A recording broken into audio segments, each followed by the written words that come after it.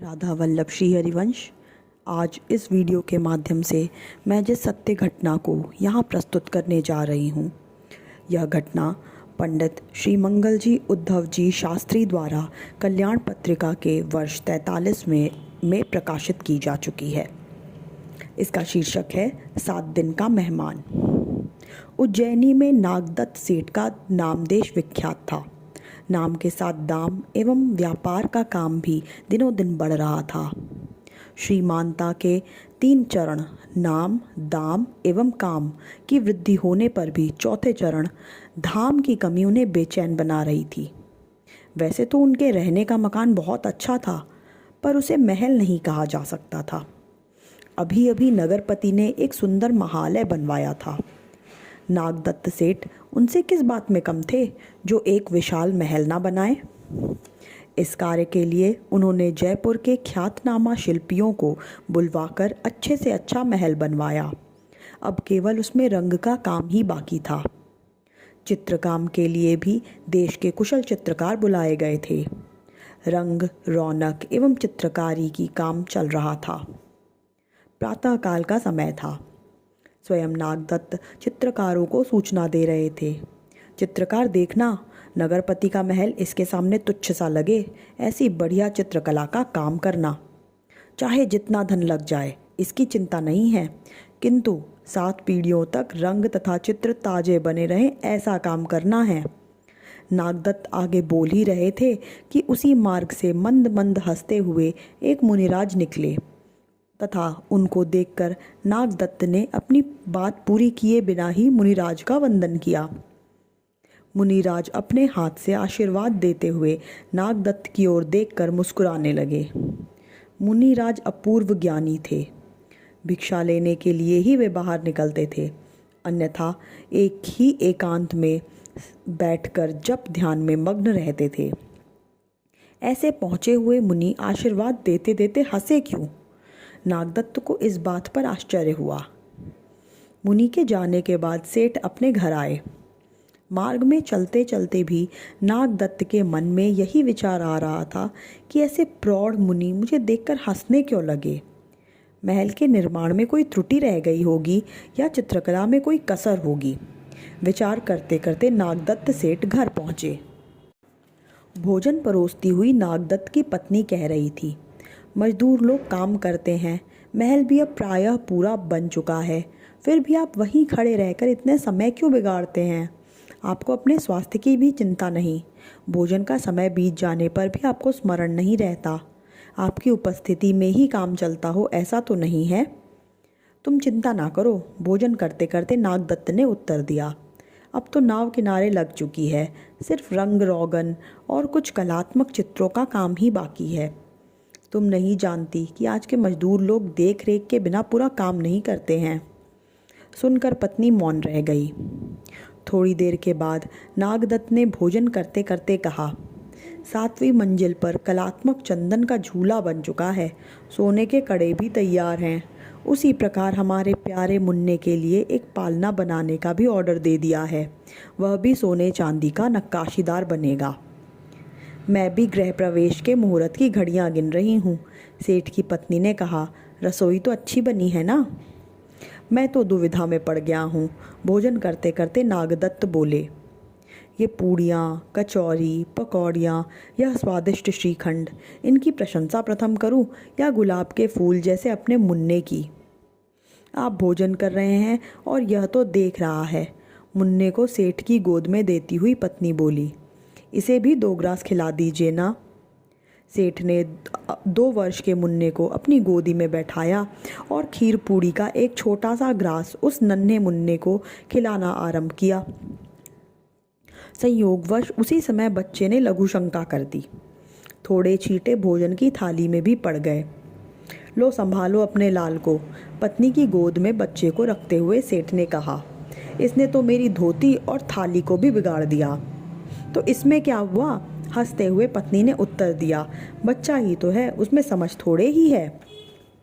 बात अधूरी सी रह गई। इतने में ही आंगन में सुनाई दिया, धर्मलाभ भिक्षाम देहि।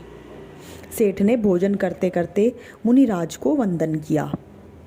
ठीक उसी समय मुनिराज ने मंद हास्य कर दिया, वह भी पूर्ववत हास्य। पत्नी ने उठकर मुनिराज को भिक्षा दी और मुनिराज लेकर चले गए। भोजन कर लेने के बाद सेठ पान सुपारी खाते खाते विचार करने लगे। ऐसे ज्ञान योगी मुनिराज बिना कारण हंसते रहें, यह तो संभव नहीं है।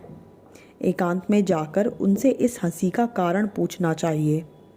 भोजन के बाद सेठ बिस्तर पर लेटे, परंतु मन चिंताग्रस्त था। इस कारण आज नींद बिल्कुल नहीं आई। सायंकाल 4 बजे का समय हुआ। 2-1 दिन से सेठ दुकान पर नहीं जा सके थे। बंगले का काम जो चल रहा था, किंतु आज थोड़ी देर के लिए उन्होंने दुकान पर जाने का निश्चय किया।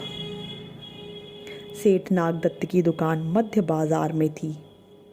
मुनीम लोग अपने अपने काम में लगे थे। गद्दी पर बैठकर सेठ हिसाब किताब कर रहे थे। उसी समय एक हट्टा कट्टा बकरा दुकान पद पर चढ़ आया। उसके पीछे दौड़ता हुआ एक कसाई भी वहां आ पहुंचा। कसाई और बकरा दोनों पर एक ही साथ सेठ की दृष्टि पड़ी। बकरा सेठ के सामने कुछ आशा भरी दृष्टि से देख रहा था, मानो वह मूक भाव से अपने को छुड़ाने के लिए प्रार्थना कर रहा हो। अतः सेठ ने कसाई से कहा, इस बकरे को छोड़ दो, मैं तुम्हें 1 मोहर दूंगा। सेठ साहब, कसाई बोला, जैसे आप व्यापारी हैं वैसे ही मैं भी तो एक तरह का व्यापारी ही हूँ। मुझे इस बकरे की कीमत में 5 मुद्रा सहज ही प्राप्त हो सकती है, अतः मुझे तो मेरा बकरा ही दे दो। नागदत्त सेठ 5 मुद्रा देना स्वीकार कर लेते तो बकरा अवश्य छूट सकता था। सेठ ने एक दृष्टि से बकरे की ओर देखा। बकरा थर्रा रहा था। उसका हृदय पुकार रहा था कि मुझे छुड़ा लो, मुझे छुड़ा लो। परंतु दूसरी ओर सेठ का लोभी मन 5 मुद्रा देने से साफ इनकार कर रहा था। उन्होंने यह भी सोचा कि 5 मुद्रा देने पर यह कसाई हिंसा का कार्य थोड़े ही छोड़ देगा, अतः बकरे को वापस देकर 5 मुद्राएं बचा लेनी चाहिए। दुकान के सभी लोग अपने अपने काम में व्यस्त थे, अतः स्वयं सेठ ने खड़े होकर बकरे का कान पकड़कर उस कसाई को सौंप दिया और कहा, ले जा अपना यह माल, 5 मुद्रा मुफ्त में नहीं आती, इसके लिए तो पसीना। नागदत्त आगे बोल ही रहे थे, किंतु इतने में ही दुकान के नज़दीक से अकस्मात मुनिराज जाते दिखलाई दिए।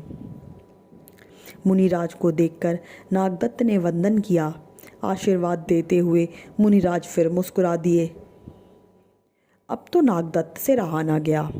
दुकान से नीचे उतरकर उन्होंने वंदन करते हुए प्रश्न किया, मुनिराज, आज दिन भर में आपके 3 बार दर्शन हुए, परंतु तीनों ही बार आपने मेरे सामने देखकर मंद हास्य किया। कृपया बतलाइए, इसका क्या रहस्य है? मुझसे कोई अपराध हो गया है क्या? नागदत्त महात्मा ने गंभीर होकर कहा, ऐसी बातें सुनने में अच्छी नहीं लगती।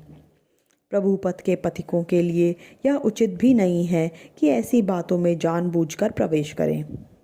मुझे दुख नहीं होगा महाराज, नागदत्त ने स्वर में नम्रता लाकर कही। वे बोले, आपके हास्य में अवश्य ही कुछ रहस्य है, अतः कृपया उस रहस्य को निसंकोच कह दीजिए। बहुत अच्छा, मुनिराज बोले, आज सायंकाल के समय आप नदी किनारे एकांत में आइए, वहीं बातचीत करेंगे। कहकर मुनिराज विदा हो गए। सायंकाल का समय था। उज्जैनी के देवालयों के घंटावरों से समस्त आकाशमंडल गूंज उठा। ठीक इसी समय नागदत्त ने आकर मुनिराज के चरणों में वंदन किया। नदी किनारे सुरम्य वातावरण में नागदत्त ने प्रश्न किया, महात्मन, मैं चित्रकार को सूचना दे रहा था, ठीक उसी समय आपने हास्य क्यों किया था? हाँ, मुनिराज बोले, चित्रकार को आप किन शब्दों में सूचना दे रहे थे, याद है आपको? जी हाँ, नागदत्त बोले, मैं चित्रकार से कह रहा था कि ऐसी चित्रकला का काम करो जो 7 पीढ़ी तक अमिट रह सके। सुनो नागदत्त, मुनिराज बोले, 7 पीढ़ी पर्यंत रंग तथा चित्रकारी को अमिट रखने की इच्छा करने वाले को यह पता नहीं है कि वह केवल 7 दिन का मेहमान है। इस स्पष्ट कथन से नागदत्त के सारे अंग ढीले पड़ गए। उनका स्वर बेसुरा बन गया, आंखें छलक उठी। कंपित स्वर से उन्होंने पूछा, आप क्या सच कह रहे हैं? यदि ऐसे ही भावी हो तो कृपया यह भी बतलाइए कि मेरी मृत्यु किस रोग से होने वाली है। तो सुनो, महात्मा जी बोले, यह पंच महाभूत के संघात रूप देह तो नश्वर है। इसका जन्म और मरण किसी के वश की बात नहीं है, यह कर्माधीन है। ऐसे कर्माधीन देह को नित्य मानकर मिट्टी, पत्थर और चूने से बने हुए मकान का रंग 7 पीढ़ी तक बने रहने की आशा रखने वाले के लिए कोई हंसे नहीं तो क्या करे। आपकी मृत्यु भी कर्माधीन होकर आज से 7वें दिन मस्तक शूल के रोग द्वारा होगी। तो भगवान नागदत्त ने प्रश्न किया, दूसरी बार भिक्षा लेते समय भी आपने मंद हास्य किया, उसका कारण भी मैं सुनना चाहता हूँ। यह बात कहने सुनने लायक नहीं थी, महात्मा बोले, किंतु तुम्हारे आग्रह से और तुम्हारे ही कल्याण के लिए कहना उचित समझता हूँ। देखो, जिस बालक को तुम प्यारा मुन्ना मानकर गले लगाते हो और आज जिसके मूत्र के छींटे लग जाने पर भी उस भोजन को तुमने प्रेम से खा लिया, वही तुम्हारा प्यारा पुत्र पूर्व जन्म में तुम्हारी पत्नी का जार पति था, जिसका अपनी पत्नी के साथ एकांत में देखकर तुमने घात किया था। मृत्यु के बाद वही जीवात्मा तुम्हारी पत्नी के उदर से जन्म पाकर तुम्हारा अनिष्ट करने को आया है। तुम्हारी मृत्यु के बाद वह महादुराचारी एवं दुर्व्यसनी बनकर तुम्हारे उस महल, तुम्हारी दुकान एवं प्रतिष्ठा को मिट्टी में मिला देगा। जिस महल का रंग तुम 7 पीढ़ी तक कायम रखना चाहते हो, तुम्हारा यही पुत्र तुम्हारी 7 पीढ़ी की सारी प्रतिष्ठा को डुबो देगा। बस इसी विचार से दूसरी बार मुझे हंसी आ गई थी। महाराज नागदत्त के नेत्रों से अश्रुधारा बह रही थी। वे बोले, मैं चारों ओर से लुटा जा रहा हूँ। अब मुझे कृपया यह भी बतलाइए कि दुकान के समीप से निकलते समय आपने तीसरी बार हास्य क्यों किया था। हाँ, ये भी सुन लो। मुनिराज बोले, जिस बकरे को तुमने 5 मुद्रा के लोभ से कसाई के हाथों सौंप दिया, वह तुम्हारे मृत पिताजी थे और वह कसाई पूर्व जन्म में एक गरीब किसान था। उसके माल के कम पैसे देकर तुम्हारे पिताजी ने उसका अपराध किया था। अतः उस पूर्व जन्म का ऋण चुकाने के लिए उसी किसान के हाथ से उसे मरना पड़ा। देखो भाई, थोड़े रुककर महात्मा बोले, यह संसार तो ऋणानुबंध से ही बनता है। मोहांध मानव अपने ही दोष से इस जंजाल जाल में फंस जाता है। यह कालदेव की माया है, अर्थात इस अपार संसार सागर में मानव प्राणी मत्स्य के समान है। वही मानव रूप मत्स्य अपने देहाभिमान द्वारा की हुई चतुराई, अहंता, ममता रूप जाल को बनाता है और फिर उसी जंजाल रूप जाल में काल रूप धीवर उसे पकड़ लेता है। नागदत्त को अब सच्ची बात समझ में आ गई। उन्होंने अपनी संपत्ति का 2/3 भाग